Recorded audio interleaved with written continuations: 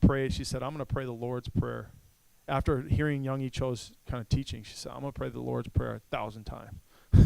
And so I don't know how she did it. She had her daughter like help her, kind of like, I don't know if she was reading Braille or what she was doing, or she was just doing it in her mind, or she prayed it, 100 times, no change, but on the 1,000th time.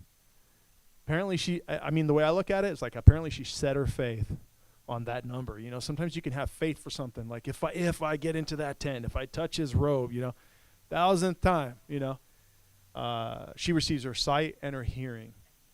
And she's like, I'm healed, I can see, I can hear, And she goes into the doctor to get checked, and the brain cancer's all gone, And so it's just an example of that.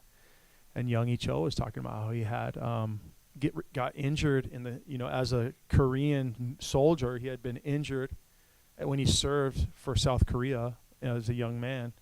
And so he had to be operated on for 8 hours. And ever since then, every year he'd have like perennial inflammation of his intestines. And Koreans like to eat fish, raw fish, 41 years. Why?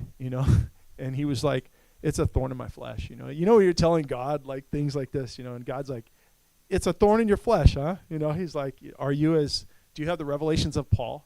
Have you been to the third heaven? He's like, no. He's like, all right, it's a thorn it's from the devil, you need to just focus in on this and not receive it and pray against it. So he prays, healing, healing, healing, healing.